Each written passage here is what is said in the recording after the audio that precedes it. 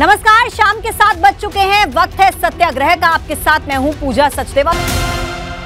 और सत्याग्रह में इस वक्त एक बड़ी जानकारी मिल रही है। लखनऊ से बड़ी खबर। यूपी निकाय चुनाव से जुड़ी बड़ी जानकारी। 2 दिन में प्रत्याशियों की लिस्ट जारी करेगी भाजपा। 14 अप्रैल तक प्रत्याशियों की लिस्ट जारी करेगी भारतीय जनता पार्टी। अंतिम दौर में भाजपा प्रत्याशियों की लिस्ट पर मंथन चल रहा है। यूपी भाजपा प्रदेश अध्यक्ष भूपेंद्र चौधरी ने इस बात की जानकारी दी है। अगले 2 दिन में भाजपा अपने प्रत्याशियों की लिस्ट जारी करेगी। बड़ी खबर आप तक पहुंचा रहे हैं। 2 दिन के अंदर प्रत्याशियों की लिस्ट भारतीय जनता पार्टी जारी करेगी। 14 अप्रैल तक प्रत्याशियों की लिस्ट भारतीय जनता पार्टी जारी करेगी।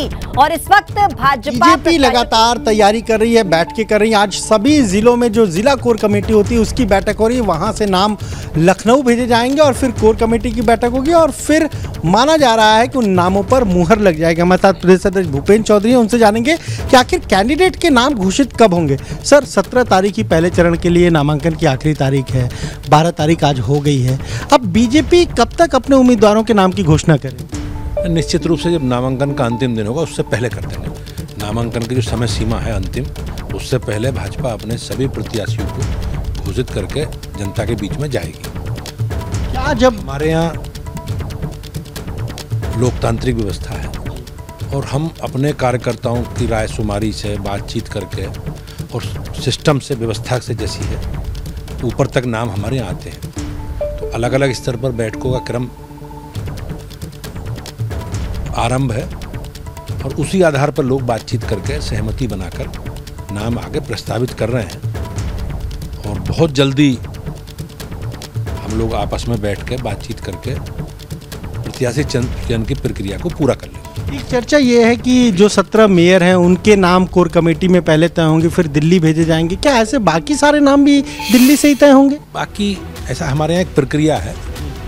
और जैसे मान लो नगर पंचायतों के नाम क्षेत्र से तय हो जाते हैं, घोषणा प्रदेश से बात करके होती है। ऐसी नगर पालिकाओं के भी हम लोग बातचीत करके घोषित करते हैं। ऐसे ही हम लोग मेयर में भी हम लोगों को यहाँ तय करने हैं, लेकिन अनुमति केंद्र की लेनी होती है सब विषयों में। तो सारे विषयों में पार्टी उस पर बातचीत करके एक प्रक्रिया का पालन करते हुए हम लोग उसे आगे बढ़ेंगे और बहुत जल्दी सभी मेयर, सभासद, चेयरमैन और सभासदों के भारतीय जनता पार्टी के प्रत्याशी हम लोग जल्दी घोषित करेंगे, क्योंकि पहले चरण का चुनाव है और अंतिम तिथि नामांकन की 17 तारीख तक है। तो उससे पहले हम लोग घोषित करेंगे। एक सवाल ये कि बीजेपी कह रही है कि मिशन 700 यानी 700 सीटें जीतनी है 760 निकायों में। और दूसरे दलों में भी अब सेंधमारी की तैयारी है बीजेपी की। जो दूसरे दल से अगर कोई पार्षद आना चाह रहा हो उसके लिए भी बीजेपी के दरवाजे खुले। हाँ, निश्चित रूप से जो हमसे सहमत है, हमारे साथ काम करना चाहता है, हमारे विचारधारा से सहमत है और वो लड़ सकता है, जीत सकता है और हमारी पार्टी में सहमति है, हमारे संगठन में सहमति है, कोई विवाद नहीं है, तो निश्चित रूप से सबका स्वागत है और सबको लड़ाने का काम करें। इसके लिए ज्वाइनिंग भी खुलेगी? निश्चित रूप से तो खुली है ज्वाइनिंग, उसमें कोई समस्या नहीं है। पार्टी हमारी, हमने किसी के लिए दरवाजे बंद नहीं किए हैं और हमारी मेंबर, आपने देखा होगा हमारी मेंबरशिप भी ऑनलाइन है। हम लोग तो, और कोई मेंबर बना, हमने किसी को मेंबर बनने से रोका थोड़ी है जी। तो ओम प्रकाश राजभर ने भी आज अपने कैंडिडेट घोषित कर दिए। वो राजनीतिक दल है, उन्हें अपनी बात जनता के बीच में रखने का सबसे अच्छा माध्यम है चुनाव। वो अपनी बात जनता के बीच में रखेंगे और वो एक राजनीतिक दल के नाते उन्हें ये अधिकार है। ये समाजवादी पार्टी की भी बड़ी तैयारी है इस बार। रोज अखिलेश यादव बैठक कर रहे हैं और दलित वोट कैसे मिले इसके लिए तो 14 अप्रैल को महू जा रहे हैं। डॉक्टर भीमराव अम्बेडकर की जो जन्मस्थली है। ये सब जितने भी विपक्ष के नेता हैं ये सब सीजनल लोग हैं। जब समय आता है तो अपना काम प्रारंभ करते हैं।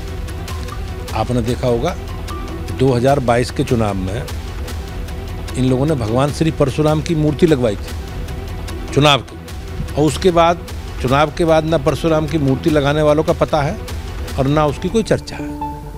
और लगभग 1 वर्ष के विराम के बाद समाजवादी पार्टी पुनः खड़ी हुई है और आपने देखा होगा अब चुनाव आ गए नगर निकाय को, इसलिए उनकी सक्रियता बढ़ी है।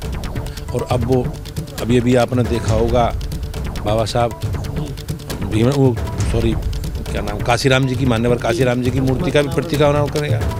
अब वो ठीक है महू भी सर, जा रहे सुना हैं। हमने भूपेंद्र चौधरी को पूरी तैयारी है भारतीय जनता पार्टी की। इसी बात का जिक्र करें, अगले 2 दिन में चुनाव प्रत्याशियों की जो लिस्ट है वो जारी हो सकती है। बढ़ते हैं आगे, जहां निकाय चुनाव में इस बार बड़ी जीत के लिए भाजपा ने बड़ा प्लान तैयार किया। जैसा कि भाजपा के प्रदेश अध्यक्ष भूपेंद्र चौधरी ने एबीपी गंगा के साथ एक्सक्लूसिव बातचीत में कहा भी कि रणनीतिक दांवपेच के साथ साथ भाजपा सेंधमारी प्लान पर भी काम कर रही है।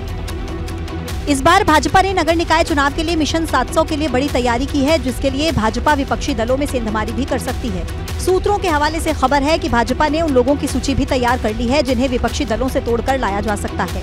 इस प्लान को अमली जामा पहनाने का जिम्मा डिप्टी सीएम ब्रजेश पाठक, मंत्री दयाशंकर सिंह, पूर्व उप मुख्यमंत्री दिनेश शर्मा को दी गई है। हालांकि भाजपा के नेता फिलहाल इस प्लान पर मौन है। सेंधमारी भारतीय जनता पार्टी नहीं करती, सेंधमारी करते हैं और दल। उनकी कोशिशें रहती है कैसे तोड़े कैसे जोड़े। भारतीय जनता पार्टी जोड़ तोड़ में नहीं करती। भारतीय जनता पार्टी सबका साथ, सबका विकास, सबका विश्वास और अब सभी का प्रयास। दरअसल यूपी में 17 नगर निगम है, 199 नगर पालिका परिषद है, 544 नगर पंचायत है। भाजपा के सेंधमारी प्लान पर सपा की भी पैनी नजर है। सपा की नजर भाजपा के उन नेताओं पर है जिनमें नाराजगी है, लिहाजा सपा ने उनके स्वागत का शिगुफा छोड़ दिया है। भाजपा के बड़े तबके में एक नाराजगी है, उनका भी मन वहाँ पर नहीं लग रहा। हम लोग अपनी विचारधारा में उन सबका स्वागत करते हैं। दरअसल भाजपा 2024 के मद्देनजर निकाय चुनाव की जंग में बड़ी जीत हासिल करना चाहती है। सत्याग्रह में आगे बढ़ेंगे। बीजेपी ने अन्य पार्टियों के नेताओं के लिए अपना दरवाजा पूरी तरह से खोल दिया है। निकाय चुनाव में बड़ी जीत के लिए भाजपा का सेंधमारी प्लान अब जमीन पर भी नजर आने लगा है। भाजपा नेताओं ने अब खुलकर ये दावा करना शुरू कर दिया है कि समाजवादी पार्टी, कांग्रेस और बसपा के 15 से 20 नेता संपर्क में हैं और उन नेताओं को बीजेपी में बिना शर्त ज्वाइन कराया जाएगा, जिसकी शुरुआत भी तकरीबन हो चुकी है। 15 से 20 प्रमुख लोग जो भारतीय जनता पार्टी में अन्य दलों से शामिल होंगे। पार्टी बिना किसी शर्त पर उनको शामिल करेगी। भाजपा ने कांग्रेस गंगापुर नगर पंचायत में कांग्रेस पार्टी में सेंधमारी करते हुए 2 बार के अध्यक्ष रहे दिलीप सेठ को बीजेपी में शामिल करवाया है। जाहिर है कांग्रेस के लिए बड़ा झटका है। इन सब के बीच कांग्रेस ने ये भी दावा ठोक दिया है कि बीजेपी के कई नेता कांग्रेस के संपर्क में हैं। कांग्रेस में अगर जगह रहेगी तो मेरे भी संपर्क में वो लोग हैं। हम लोग उनको प्रत्याशी भी बनाएंगे और उनके सम्मान की रक्षा भी करेंगे और बिना किसी लालच, बिना किसी स्वार्थ के। जाहिर है हर चुनाव की तरह निकाय चुनाव से पहले भी दल बदल का रुझान आना शुरू हो चुका है। और चलिए सत्याग्रह में आगे बढ़ते हैं। निकाय चुनाव को लेकर सियासी हलचल के बीच सुबह सपा ने चुनाव के लिए प्रत्याशियों की घोषणा कर दी है। प्रत्याशियों के ऐलान के पहले राजभर ने दिल्ली और पंजाब में मुफ्त बिजली दिए जाने की तर्ज पर यूपी में भी घरेलू बिजली बिल माफ करने की बात कही। साथ ही बच्चों को मुफ्त शिक्षा दिए जाने की बात की। साथ ही राजभर ने जातीय जनगणना की भी मांग उठाई। दिल्ली, पंजाब जैसे प्रदेशों में बिजली का बिल, घरेलू बिजली का बिल अगर माफ हो सकता है तो उत्तर प्रदेश में भी घरेलू बिजली का बिल माफ होना चाहिए। तमाम ऐसी जातियां हैं जिनकी आज राजनीति में, समाज में गिनती नहीं है, न पहचान है। तो पार्टी 20 साल से लगातार इस मुद्दे को लेकर जातिवाद जनगणना को जनता के बीच में रही है। सुहेल देव भारतीय समाज पार्टी ने यूपी में 5 नगर निगम, 17 नगर पंचायत, 87 नगर पालिका के उम्मीदवारों की सूची जारी की है, जिसमें लखनऊ, प्रयागराज, गाजियाबाद, वाराणसी, कानपुर से मेयर पद के उम्मीदवारों के नाम भी शामिल हैं। रमेश राजभर कानपुर, अलका पांडे लखनऊ मेयर, आनंद तिवारी बनारस, दयाराम भार्गव। हालांकि जैसे ही राजभर ने मेयर पद के लिए 5 नामों की घोषणा की, तुरंत ही हड़कंप मच गया। ओम प्रकाश राजभर ने जैसे ही 5 मेयर प्रत्याशियों की घोषणा की, एक उम्मीदवार ने उन्हें बड़ा झटका दिया। ओपी राजभर ने लखनऊ से प्रयागराज में मेयर पद के लिए जिस महेश प्रजापति का ऐलान किया था, उन्होंने एबीपी गंगा के कैमरे पर चुनाव लड़ने से मना कर दिया और खुद को उम्मीदवार घोषित किए जाने पर नाराजगी भी जाहिर की। जिस चीज की मुझे जानकारी नहीं है तो हम उसको क्या कह सकते हैं। अगर मुझे लड़ना होता या मैं चुनाव मैदान में होता तो मेरी बात होती, या मुझे फ़ोन करके बताते कि नहीं भाई आपको वहाँ से चुनाव लड़ना है। जब मुझे जानकारी ही नहीं है। महेश प्रजापति खुद राजभर की पार्टी सुबह सपा के सहयोगी संगठन भागीदारी मोर्चा के पदाधिकारी हैं। ऐसे में एबीपी गंगा पर खबर दिखाए जाने के बाद सुबह सपा में हड़कंप मच गया, जिसके बाद एबीपी गंगा ने फिर से ओपी राजभर से संपर्क किया और इस राजनीतिक अफरा तफरी के बारे में सवाल किया, जिस पर राजभर ने अपनी पार्टी की तरफ से हुई गलती को स्वीकार किया। मैंने अरुण को फोन किया तो अरुण ने बताया कि नहीं ये महेश का नाम, क्योंकि महेश, तो फिर यहाँ बात की ऑफिस तो का साहब यही वो लड़का टाइप कर रहा था, टाइप हुआ है, उसे कर दिए। इस पूरे घटनाक्रम में ये बात सामने आई कि प्रयागराज से सुभासपा ने उपेंद्र निषाद को मेयर पद का दावेदार बनाया है। एक तरफ तो भाजपा ने निकाय चुनाव की जंग में 700 का टारगेट तय किया है, तो वहीं दूसरी तरफ भाजपा के सामने सहयोगियों को साथ लेकर चलने की चुनौती भी है। बीजेपी की सहयोगी पार्टी निषाद पार्टी ने निकाय चुनाव की लिस्ट जारी होने से पहले अपनी डिमांड रख दी है। अपनी मांगों से पार्टी प्रमुख संजय निषाद ने भाजपा के प्रदेश नेतृत्व को अवगत भी करा दिया है। संजय निषाद ने पंचायत और नगर पालिका में 9 सीटों पर अपनी दावेदारी पेश की है। देखिए, हमने लगभग नगर पंचायत के हैं 9 हैं और उतने ही के आसपास नगर पालिका के भी हैं। मेयर के लिए हमने कोई दावेदारी नहीं किया। मैंने भी वार्डों में जो उतना हर जिले में लगभग हमारे वार्ड में जहाँ हालांकि संजय निषाद ने महापौर के लिए कोई दावेदारी नहीं ठोकी। बतौर भाजपा का सहयोगी उन्होंने सीट नहीं जीत को जरूरी बताया है। देखिए, हम लोग सीट के लिए तो आए नहीं, हम लोग जीत के लिए आए। भारतीय जनता पार्टी चाहे वो कमल जीता है चाहे निषाद पार्टी जीता है, एक ही बात है। चूँकि कार्यकर्ता है उन्हें जीतना चाहिए। दरअसल गंगा के किनारे वाले पूर्वी उत्तर प्रदेश के इलाके में निषाद समुदाय की अच्छी खासी आबादी है। गोरखपुर, देवरिया, महराजगंज, जौनपुर, संत कबीर नगर, बलिया, भदोही और वाराणसी समेत 16 जिलों में निषाद समुदाय के वोट जीत हार में बड़ी भूमिका अदा कर सकते हैं। तो निकाय चुनाव में कांग्रेस न सिर्फ भाजपा और सपा को कड़ी टक्कर देने की तैयारी में है, बल्कि बड़े चेहरों पर भी दांव लगाकर अपने इरादे साफ कर चुकी है। प्रयागराज से मेयर पद के उम्मीदवार के तौर पर कांग्रेस ने विभाकर शास्त्री को टिकट देने की योजना बनाई है। विभाकर शास्त्री पूर्व प्रधानमंत्री लाल बहादुर शास्त्री के पौत्र हैं। ऑल इंडिया कांग्रेस कमेटी के सचिव रहे विभाकर शास्त्री खुद अपनी दावेदारी के बारे में ज्यादा तो बात नहीं करते, लेकिन उन्होंने कांग्रेस को पूरी तरह तैयार बताया। आलाकमान पार्टी हाईकमान तय करेगा वही। हालांकि विभाकर शास्त्री ने अपनी उम्मीदवारी के संकेत जरूर दे दिए हैं। जहाँ तक प्रयागराज की बात है, वाराणसी की बात है, यहाँ पे मैं जानता हूँ क्योंकि हम इस एरिया में हम लोग का ज़्यादा प्रभाव है और मेरा ये मानना है कि इन जगहों पे हम लोग अच्छा चुनाव लड़ेंगे। प्रयागराज में कांग्रेस के विभाकर शास्त्री के पीछे जाने की एक और वजह है। राज्य के कम से कम 38 विधानसभा क्षेत्रों और कम से कम 17 संसदीय क्षेत्रों में कायस्थ अच्छी खासी संख्या में है, जिसमें प्रयागराज जिले में बड़ी संख्या में कायस्थ मौजूद हैं। प्रयागराज में मेयर पद के लिए विभाकर शास्त्री का नाम जैसे ही सामने आया, कांग्रेस पर परिवारवाद के आरोप भी लगने लगे। कांग्रेस ने इसका जवाब भी दिया है। उत्तर प्रदेश की जनता भारतीय जनता पार्टी को सबक सिखाने जा रही है, ऐसा बना। कांग्रेस ने 11 अप्रैल को निकाय चुनाव की पहली सूची जारी कर दी है, जिसमें लखनऊ नगर निगम के 15 वार्ड के पार्षदों की सूची जारी की गई। निकाय में मिशन 700 के साथ साथ भाजपा ने अपना सारा फोकस लखनऊ में टारगेट 100 पर लगा रखा है। लखनऊ की हर एक सीट पर कड़ी लड़ाई होनी है। भाजपा के साथ साथ पूरे विपक्ष की लखनऊ पर नजर है। ऐसे में इस बार इन भाजपा को कड़ी टक्कर मिलने की उम्मीद है। ऐसे में राजधानी लखनऊ में विजय पताका फहराने के लिए भाजपा ने मिशन 100 वाला प्लान बनाया है, जिसके तहत भाजपा दूसरे दलों में सेंधमारी का प्लान तो बना रही है, साथ ही भाजपा की निगाह लखनऊ के करीब 2 दर्जन मुस्लिम बाहुल्य वार्ड्स पर भी है। दरअसल राजधानी लखनऊ में कुल 110 वार्ड हैं, जिनमें से 2017 के निकाय चुनाव में 21 मुस्लिम पार्षदों ने बाजी मारी थी। इन 21 में से 10 सपा, 2 कांग्रेस के पार्षद थे। भाजपा की तरफ से सिर्फ 1 मुस्लिम पार्षद ने जीत दर्ज की थी। ऐसे में भारतीय जनता पार्टी ने लखनऊ में मिशन 100 के लिए एड़ी चोटी का जोर लगा दिया है। निकाय चुनाव ऐलान होने के बाद से भाजपा लगातार इसके संकेत भी दे रही है। 5 अप्रैल को अल्पसंख्यक कल्याण राज्य मंत्री दानिश आजाद अंसारी के इस बयान से सारी बात साफ हो जाएगी कि मुस्लिम समाज ने भी अब ये ठान लिया है कि वोट बैंक की तरह इस्तेमाल नहीं होगा। जो भी मुस्लिम समाज की तालीम की तरक्की की बात करेगा, मुस्लिम समाज उसके साथ खड़ा होगा। हालांकि इस बार कई वार्ड ऐसे भी हैं जिनका क्षेत्र बदलने से कुछ पुराने वार्ड या तो दूसरे में मिल गए हैं या उन्हें खत्म करके नया वार्ड बनाया गया है, जिस वजह से लखनऊ का समीकरण बदला हुआ जरूर दिखेगा।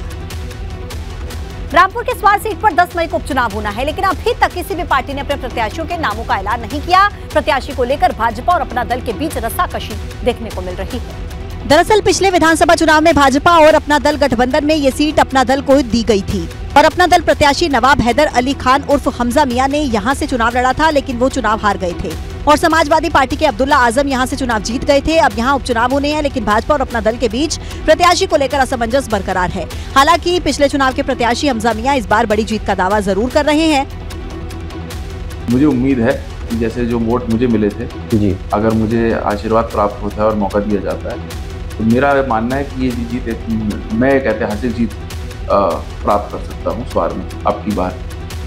अपना दल के नेता और योगी सरकार में मंत्री आशीष पटेल स्वार में लगातार मंथन में जुटे हैं। हालांकि अभी अपना दल खुलकर दावा नहीं ठोक रहा है। जो भी प्रत्याशी होगा, XYZ कोई भी होगा, वो तीनों पार्टियां मिलकर के तय करेंगी और संयुक्त रूप से उसको लड़ाया जाएगा। दरअसल कुछ दिन पहले मुरादाबाद की विशेष अदालत ने 15 साल पुराने मामले में आजम खान के बेटे अब्दुल्ला आजम को 2 साल की सजा सुनाई थी, जिसके बाद उनकी सदस्यता रद्द कर दी गई थी। उमेश पाल मर्डर केस का आरोपी माफिया अतीक अहमद शाम तकरीबन 6 बजे प्रयागराज की नैनी जेल पहुंचा। उमेश पाल हत्याकांड केस में कल उसे CJM कोर्ट में पेश किया जाएगा। साबरमती टू प्रयागराज तक जेल यात्रा के दौरान एक बार फिर से मीडिया से बात करते हुए माफिया अतीक अहमद ने डर का इजहार किया। अतीक ने कहा कि सरकार उसके परिवार को मिट्टी में मिला चुकी है, मेरा परिवार पूरी तरह से बर्बाद हो गया है। साबरमती जेल में मुझको बहुत परेशान किया जा रहा है। खून हमने वहाँ से नहीं किया, वहाँ जैमर लगे हुए हैं, कोई साजिश हमने जेल से नहीं बची। 6 साल से मैं जेल में हूँ, मेरा पूरा परिवार बर्बाद हो चुका है। सरकार ने कहा मट्टी में मिला देंगे, तो मट्टी में तो मिल गया। माफिया अतीक अहमद पर उमेश पाल हत्याकांड की साजिश रचने का आरोप है। प्रयागराज में 24 फरवरी को उमेश पाल की दिन दहाड़े घर के बाहर गोली बम मारकर हत्या कर दी गई थी। इस मामले में अतीक अहमद, उसके भाई अशरफ, अतीक की पत्नी शाइस्ता परवीन समेत पूरे परिवार को पुलिस ने नामजद किया है। इस हत्याकांड के मामले में पुलिस सबूत जुटा रही है। इसी कड़ी में पुलिस ने अतीक अहमद से पूछताछ करने के लिए MP MLA कोर्ट में 1 सप्ताह पहले वारंट B के तहत अर्जी दी थी, जिसके बाद कोर्ट ने अर्जी स्वीकार कर ली थी। उमेश पाल अपहरण कांड में अतीक अहमद को दोषी करार दिया गया था, लेकिन अशरफ बरी हो गया था। लेकिन अब उमेश पाल हत्याकांड में गुरुवार को उसकी भी पेशी है। बरेली से प्रयागराज पेशी के लिए ले जाए जा रहे माफिया अतीक अहमद के भाई अशरफ का काफिला सीतापुर के नेरी रेलवे क्रॉसिंग पर रुका। फाटक बंद होने के कारण करीब 10 मिनट तक अशरफ का काफिला रुका रहा। काफिला रुकते ही कैदी वैन में सवार पुलिसकर्मियों ने पुलिस वाहन को चारों तरफ से घेर लिया। इसी बीच ABP गंगा की टीम ने अशरफ से कुछ सवालों का जवाब जानना चाहा, तो उसने एक बार फिर से साजिश की ओर इशारा किया। बच्चों को, औरतों को, जवान बेटियों को मुजरिम बनाया जा रहा है। उमेश पाल अपहरण केस में 28 मार्च को अतीक अहमद को तो आजीवन कारावास की सजा हुई थी, लेकिन अशरफ बरी हो गया था। इस बार उमेश पाल हत्याकांड में पूछताछ होनी है। इधर ED की टीम ने प्रयागराज में अतीक अहमद के करीबियों के ठिकानों पर दबिश दी। दरअसल ED की टीम खासतौर पर अतीक के कारोबार से जुड़े हुए लोगों का नेक्सस खंगाल रही है। और ये खान सोलत हनीफ वो है जो अतीक अहमद का वकील था, और उमेश पाल अपहरण केस में खान सोलत हनीफ को भी अतीक अहमद के साथ दोषी करार दिया गया था। खान सोलत हनीफ को भी उम्र कैद की सजा सुनाई गई थी। दरअसल ED ने 2 साल पहले ही अतीक अहमद के खिलाफ मनी लॉन्ड्रिंग का केस दर्ज किया था। जांच एजेंसी ने प्रयागराज के फूलपुर में अतीक अहमद की एक प्रॉपर्टी को जब्त किया था और साथ ही 13 बैंक खातों को सीज कराया था। और वहीं कानपुर चिड़ियाघर में आरिफ और सारस की मुलाकात का वीडियो सोशल मीडिया पर वायरल होने के बाद कई लोगों ने सरकार से सारस को लौटाने की गुहार लगाई है, जिसमें एक नया नाम जुड़ा है, पीलीभीत से भाजपा सांसद वरुण गांधी का, जिन्होंने योगी सरकार से आरिफ को सारस लौटाने की अपील की है। वरुण गांधी ने सारस और आरिफ का वीडियो शेयर करते हुए ट्वीट किया है। सारस और आरिफ की कहानी खास है। एक दूसरे को सामने पाकर इन दोनों दोस्तों की खुशी बता रही है कि इनका प्रेम कितना निश्चल और पवित्र है। ये खूबसूरत जीव स्वच्छंद आकाश में उड़ने के लिए बना है, पिंजरे में रहने के लिए नहीं। उसे उसका आसमान, उसकी आजादी और उसका मित्र वापस लौटा दीजिए।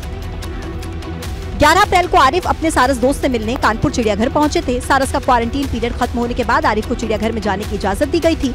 आरिफ को देखते ही सारस खुशी से चहकने लगा और बाहर निकलने के लिए बेचैन हो गया। अखिलेश यादव ने भी कई मंचों से आरिफ और सारस की दोस्ती टूटने के मुद्दे को गंभीरता से उठाया। वरुण गांधी की मां मेनका गांधी हमेशा वन्य जीवों के संरक्षण के लिए आवाज उठाती रही है और अब इस मामले में वरुण गांधी की एंट्री ने राजनीतिक चर्चा को और गर्मा दिया है।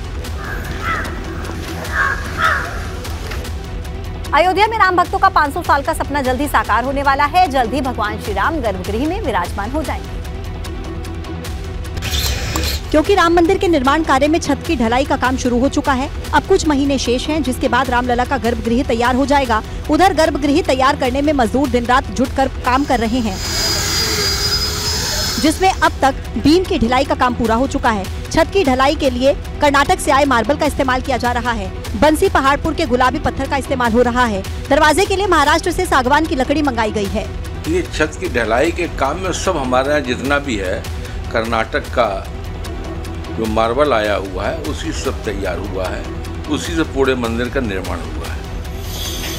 राम मंदिर निर्माण कार्य का 70% काम पूरा हो चुका है। काम में तेजी लाने के लिए अब कारीगरों की नाइट शिफ्ट भी शुरू कर दी गई है। अक्टूबर 2023 तक प्रथम तल बनकर तैयार हो जाएगा। इसके बाद मंदिर के गर्भगृह का काम भी नवंबर 2023 तक पूरा कर लिया जाएगा और 3 से 4 महीने के बाद यानी अगले साल जनवरी में भगवान रामलला शुभ मुहूर्त में अपने दिव्य और भव्य मंदिर में विराजमान हो जाएंगे। बिहार के मुख्यमंत्री नीतीश कुमार ने लोकसभा चुनाव से पहले विपक्षी दलों को एकजुट करने की कवायद शुरू कर दी है। और ये ताजा तस्वीरें इस बात की तस्दीक भी कर रही हैं कि विपक्षी खेमे में आगामी चुनाव को लेकर क्या खिचड़ी पक रही है, क्योंकि दिल्ली पहुंचे बिहार के सीएम नीतीश कुमार की अगुवाई में कांग्रेस अध्यक्ष मल्लिकार्जुन खड़गे के घर पर बड़ी बैठक हुई, जिसमें खुद बिहार के मुख्यमंत्री नीतीश कुमार, बिहार के उप मुख्यमंत्री तेजस्वी यादव, कांग्रेस के अध्यक्ष मल्लिकार्जुन खड़गे, कांग्रेस के पूर्व सांसद राहुल गांधी, पूर्व मंत्री सलमान खुर्शीद समेत कई अन्य नेता भी मौजूद रहे। उधर पूर्व सांसद राहुल गांधी ने भी मीटिंग के बाद ट्वीट किया। राहुल ने लिखा कि विचारधारा की इस लड़ाई में विपक्ष की एकता की ओर आज एक ऐतिहासिक कदम लिया है। साथ खड़े हैं, साथ लड़ेंगे भारत के लिए। ऑपोजिशन को एक करने में एक बहुत ऐतिहासिक कदम लिया गया है। हालांकि विपक्षी नेताओं की मुलाकात की तस्वीरें काफी अहम मानी जा रही हैं, क्योंकि सूत्रों की माने तो 2024 आम चुनाव से नीतीश कुमार को यूपीए का संयोजक बनाया जा सकता है, क्योंकि नीतीश पहले से भी विपक्षी एकता के समर्थक रहे और पहले भी कांग्रेस को साथ लेकर चलने की बात कहते रहे हैं।